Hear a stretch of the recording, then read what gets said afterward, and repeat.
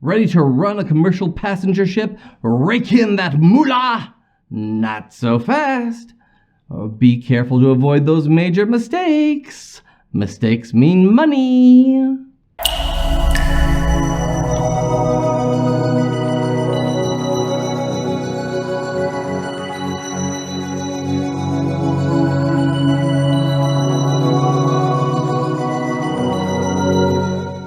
Hello everybody, I am Nick the Naval Architect. Ships, they promise great rewards, but also great risks. And those risks start at the beginning with the Certificate of Inspection, or COI for short. If you're running a commercial passenger ship here in the US, you most likely need a COI.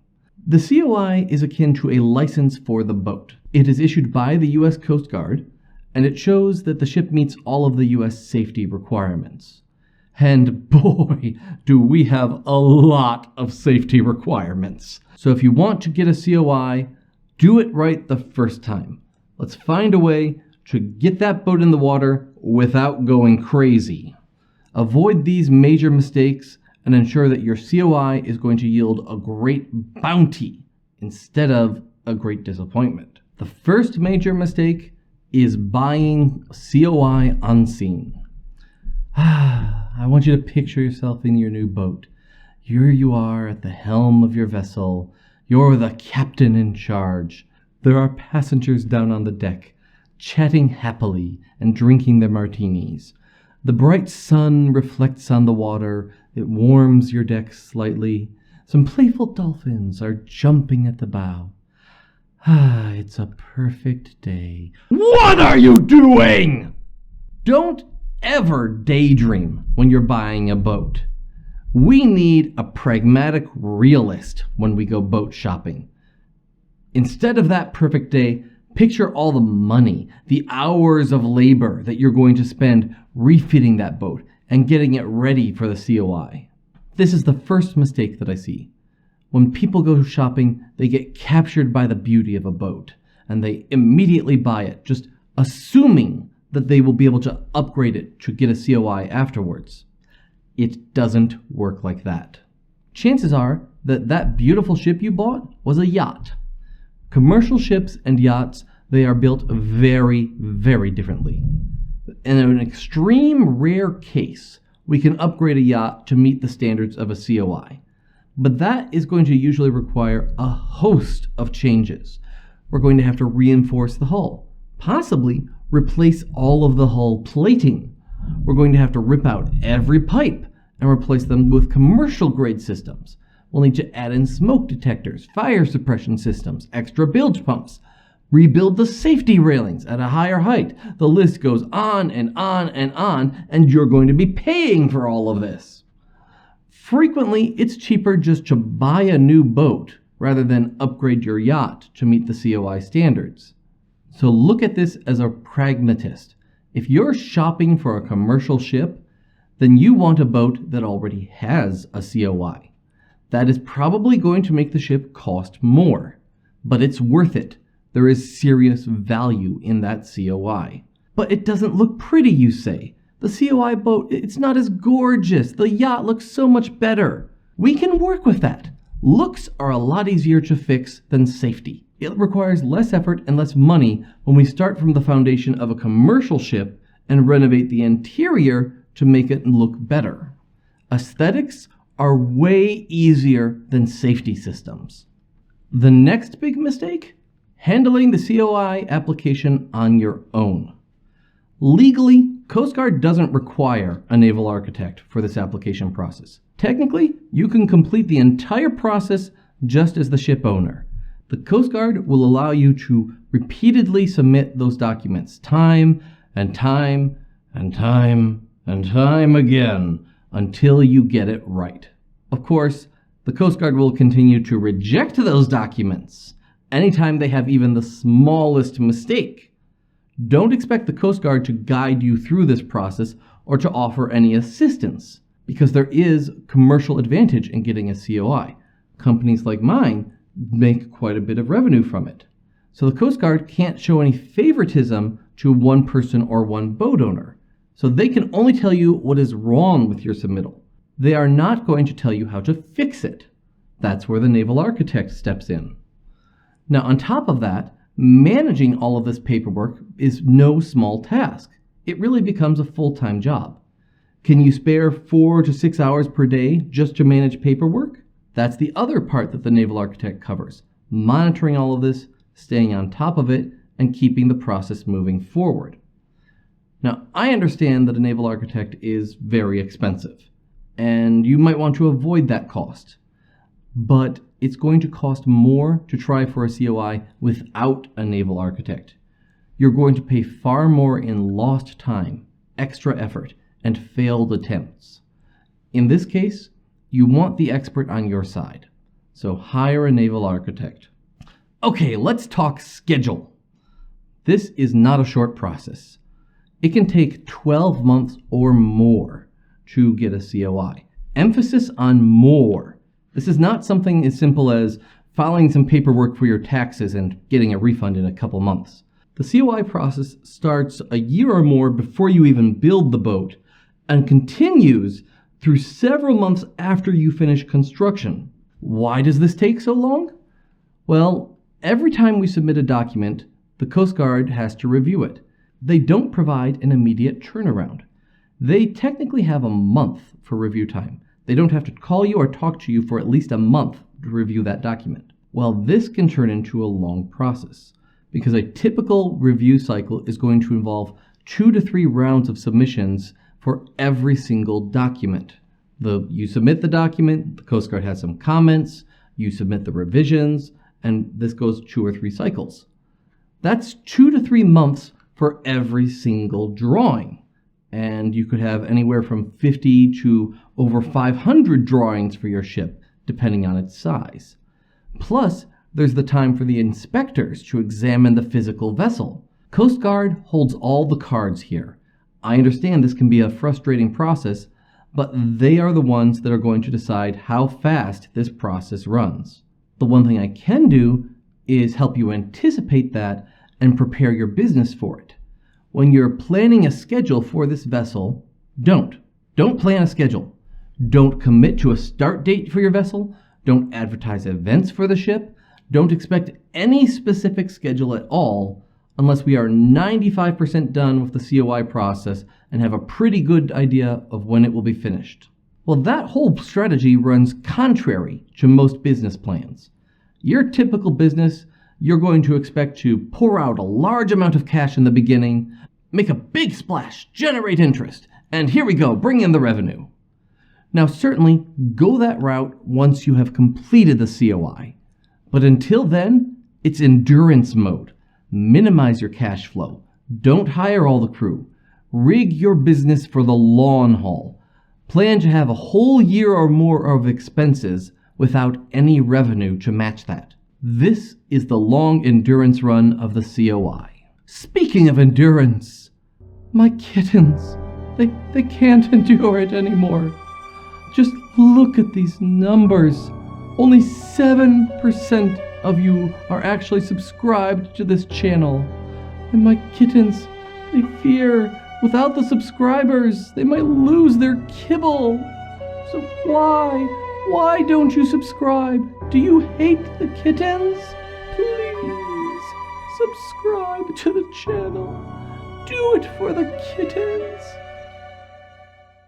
Back to the COI. We were talking about that long endurance process and how it can take over a year to get your COI. But I do have an alternative. This gauntlet of waiting, that's why many businesses will instead choose to buy an older ship that already has a COI and refit it. The COI travels with the ship. So when you buy the ship, you get the COI. Now there are some definite advantages to buying an older ship. For one, an older ship will cost less than a new vessel. Ships depreciate as they get older, which means you do actually pay less for a 20-year-old boat than you do for a brand new one. Of course, that boat is 20 years old. It probably needs a refit. We want to update some of the equipment, replace outdated machinery, and probably renovate the interior, spruce up the look a little bit. If you take a boat that already has a COI, Even those renovations are generally easier than starting from scratch with a brand new ship. With a brand new ship, we have to submit and get approval for 100% of the ship. Everything has to be reviewed by Coast Guard. But if we're refitting the vessel, we only have to get approval for the parts that we're changing. And generally, you're not going to touch the major safety systems or the engines. The big pieces will stay the same. We're only looking at about 15% of the ship being affected in terms of COI review. That's a lot less effort than a brand new vessel. But don't kid yourself, refits cost money and there is still engineering involved. So there's no magic bullet here. When you refit an existing vessel, you're trading time for purchase price and refit costs. You get to decide which is the better path for you. Leaving money on the table, or unrealized gains. No matter what you do, it takes a lot of time and a lot of money to acquire a COI. Then it's best to get the most bang for your buck. And this is where the naval architect steps in to look at those Coast Guard rules and find the magic sweet spots to get the maximum value from your COI. And what do I mean by this? Well, we're really looking at that ratio of how many passengers you can have on board, because passengers generate revenue, compared to the cost for the vessel safety systems that permit those passengers. Safety requirements on a ship, they are not one size fits all. The U.S. Coast Guard enacts different requirements based upon the size of the ship and the passenger count. Those rules include key breakpoints, dividing lines, where we jump up to a whole new level of requirements. If you're just slightly past that dividing line, then your ship just got way more expensive, without much gain in terms of passengers and revenue. But if you stay just slightly under the dividing line, then you're going to achieve the best passenger count for the smallest cost. This type of optimization is a major opportunity when you're starting with a completely new ship. You get the best returns possible. As you're planning out your new dream ship, here are the key breakpoints to think about in terms of Coast Guard rules for passenger vessels. So your first option is what we would commonly call a six-pack. The official name is an uninspected passenger vessel. These ships do not require a COI at all. There's no major review process involved. This only applies to ships that have less than 100 gross tons. Tons do not actually refer to the weight of the vessel. It's a complicated metric for assessing the size of the vessel. You also can only carry 6 passengers or less. So not a whole lot of revenue here, but fairly small costs. You can generally just buy a yacht and it will meet the requirements for an uninspected passenger vessel.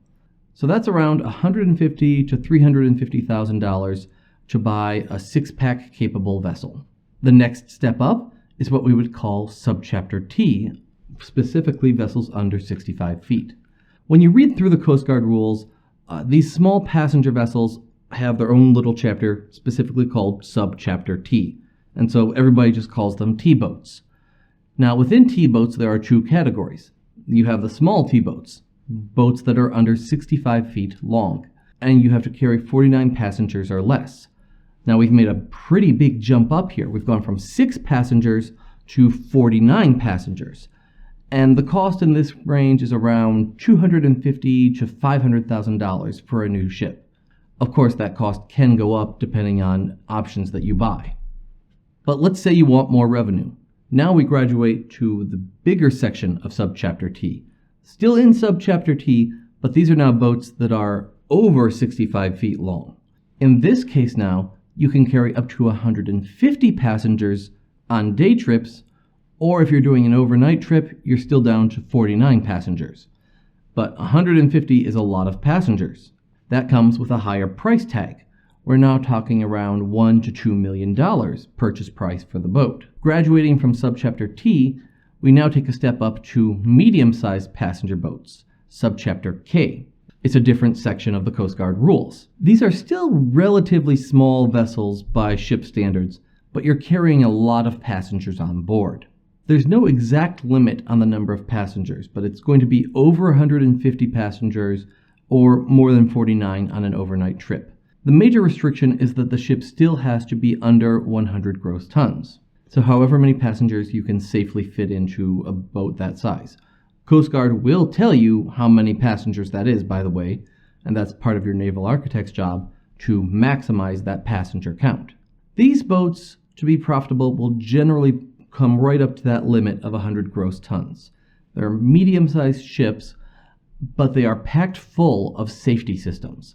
Because of that, we can carry more passengers, and because of that, they cost quite a bit more.